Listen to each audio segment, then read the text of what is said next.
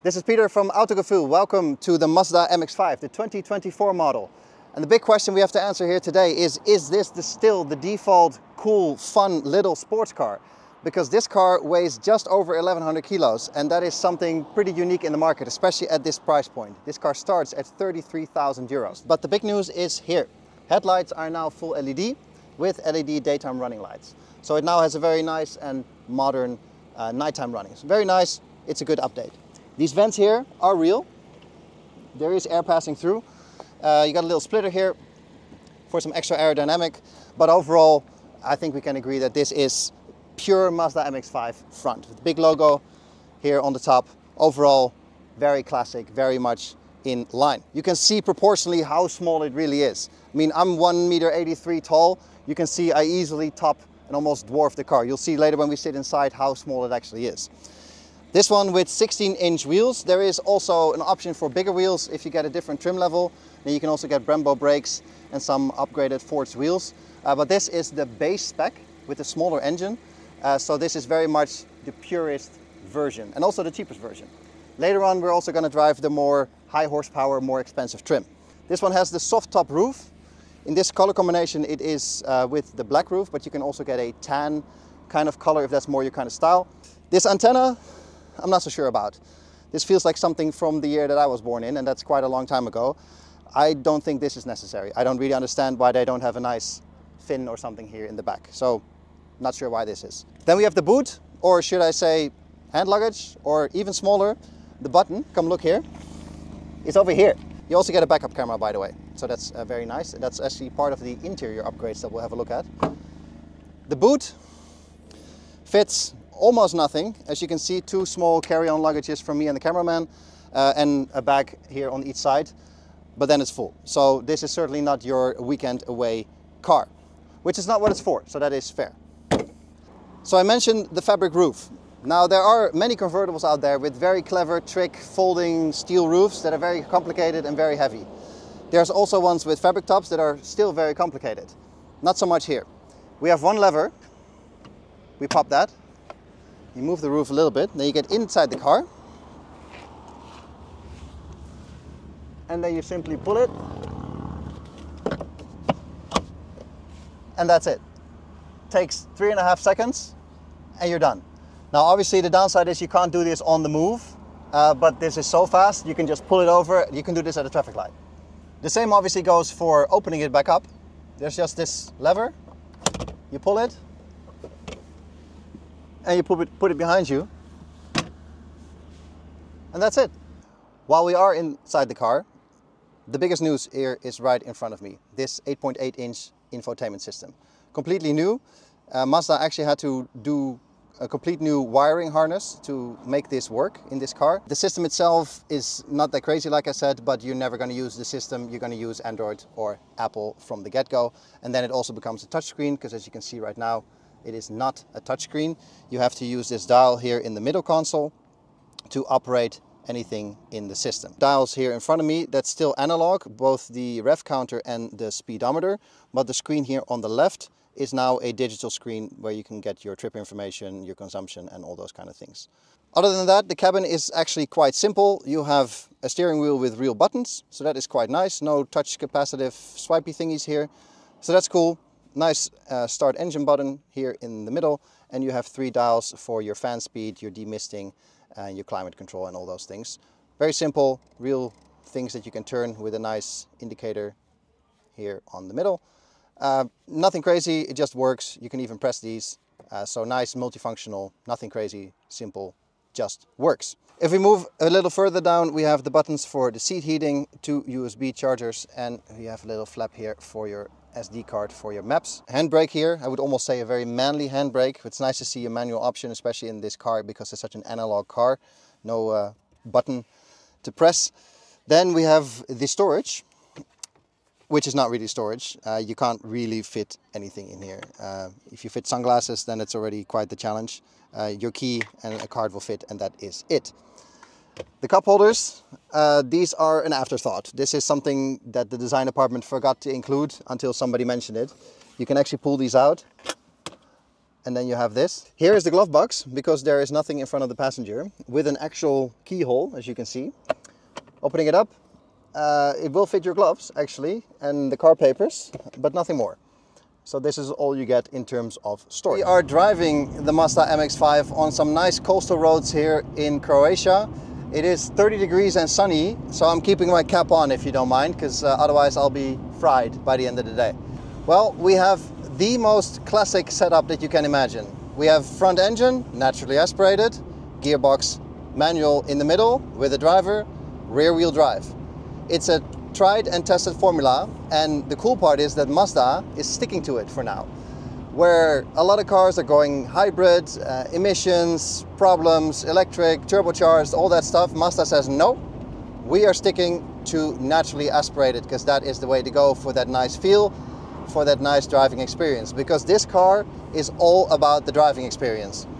You can already tell when you have a look at the spec sheet that this is not going to be the fastest car in the world. It's not going to be the most crazy acceleration. It's not going to be about lap times and all that stuff. That's not what this car is about. This car is really about days like today, on nice roads, sun shining, a little bit of water next to you, and just having fun.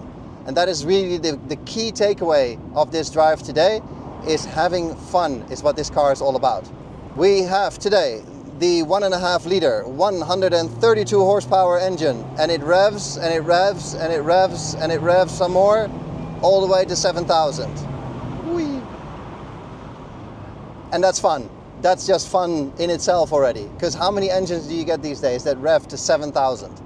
So you can probably leave this in third gear most of the time and just drive it that way, and it already puts a smile on your face. This is the one you're probably going to want.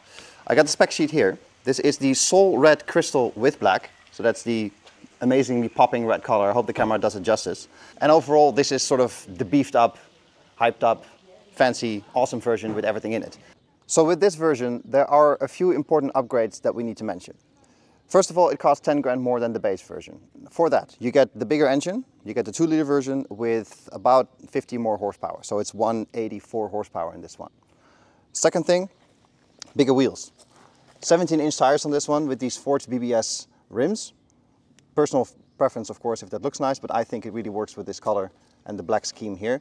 And you get Brembo brakes as well, and you get a slightly wider tire. This is 205 over 195 that we drove yesterday. 50 horsepower doesn't sound like a lot, especially in these days with EVs having 1 million horsepower, obviously. But when you go from 130 horsepower yesterday to 180 today, you feel it. Now there's no turbo punch or anything, because it's obviously still naturally aspirated, but the linear acceleration is just so much bigger with that little bit of extra horsepower. Because don't forget, this car weighs a ton and a bit with a driver in it. So it really makes a difference if the car is that small and that light when you add even a little bit of horsepower.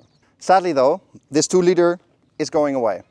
Regulations, emissions, all that stuff, Mazda has to comply as well. Where this is a classic car in every sense of the word, you cannot escape modern times.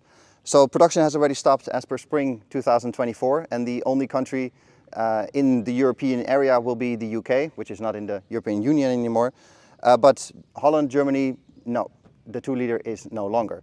You can still order it, so they still have production stock, but there won't be any new production anymore. Mazda hasn't quite figured out what they're going to do next. Obviously, maybe they have, but they don't want to give the full details yet. So there could be some hybrid options, could be some electrification. There are some concepts already around of a similar kind of roadster idea, which doesn't have the soft top, but you know, it's just a concept at this point. There's also options with their rotary engines, so there's a few paths they can take. But the only thing we know for sure is that this 2 liter will be no longer. The last big upgrade that this one has is the Recaro seats here. Gotta have a look at that. So this is the Alcantara leather version, and it is a bucket seat, and it just fits better. The seats yesterday were let's say underwhelming. These ones I fit in a little bit better. There's a bit more support here and here, and it's just overall a slightly better connection with the car because you're just more comfortable in the seat. And both me and the cameraman were saying that, yeah, it's more comfortable, it feels more connected, and it's overall just a better seating experience, if you want to call it that way. But those kind of things matter in cars like this. When it's about the driving experience and it's about the feeling with the car, the ass monitor, so to speak, you want to be comfortable in the car, and this seat really provides that. So I would definitely pick this over the seats we had yesterday. Something that I noticed yesterday already but forgot to mention is the controls for the navigation and the infotainment are here. But obviously you're sitting here with your elbow and you're shifting over here. So it happened to me on numerous occasions that I was pressing the button here with my forearm, which means the navigation comes undone and starts asking questions and rerouting you. So that's a bit annoying. So that is, yeah, I wouldn't say a design flaw per se, but it is something that you definitely have to be aware of. Other than that, it's all the same. So same cool roof, same everything, same dashboard. You get a few interior trim updates like this carbon here. I don't even know if it's real carbon, probably not. On the door, you get some aluminium accents here and so on.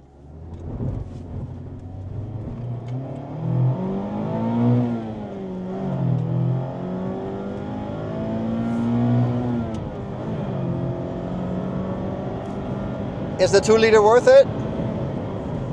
It probably is. So this all sounds and looks very dramatic, but we're doing 120. Which I said yesterday as well, that's the party piece of this car.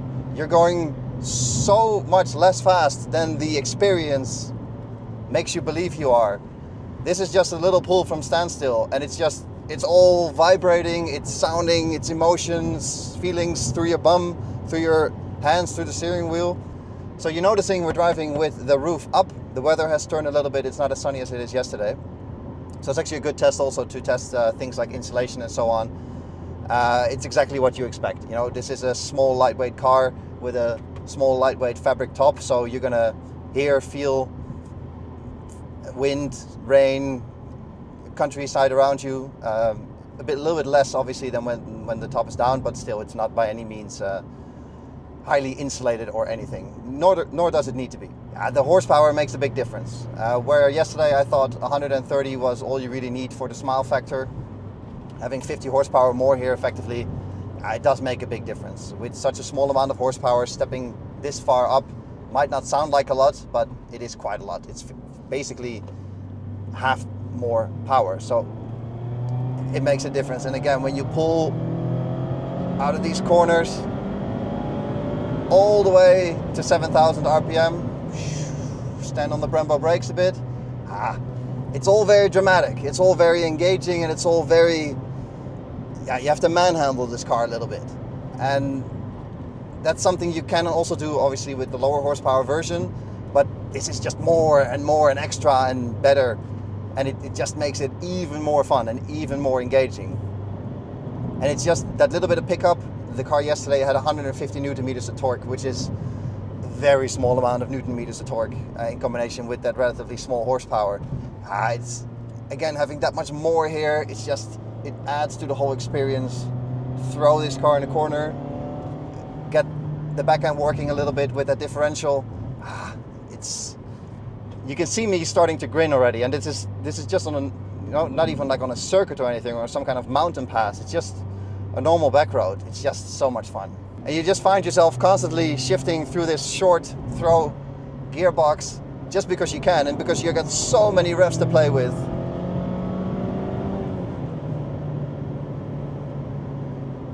You could just go back gears all the time, and when I started driving yesterday, I already found myself usually 1 or 2 gears too high. And then you look at the rev counter and you're only doing 3,000 RPM and you're like, I can go back even more. It all adds to the whole experience. It sounds much better too. I don't know how well you can hear it, but the exhaust note yesterday was wah, a bit strained. This just sounds much beefier, which it is, obviously. Testing the small engine and the big engine pretty much back to back. Can we say it's worth it? Is it worth the upgrade? 10 grand does not sound like a lot of money in these days, because if you spec an Audi, that's basically the mirrors and a parking camera. But 10,000 euros when the car starts at 33 is quite a chunk of change. That's 30% extra. Yesterday, I would have told you it's not worth it. The smile factor on this one with the small engine is already so big, you don't really need anything more. But in all honesty, having driven the 2 liters today with a few extra toys, bigger brakes, more tire, and that big engine with 184 horsepower, it's just that little bit extra that really puts it out there, that really makes you grin the entire time you're driving. In this fantastic red color, as the rain is starting to come down, I think it looks stunning with the black wheels. I think this is the whole package. I think this is, in the end, what you want. If you can afford it, this is the way to go. But I think still for 33,000 euros, you have one hell of a sports car.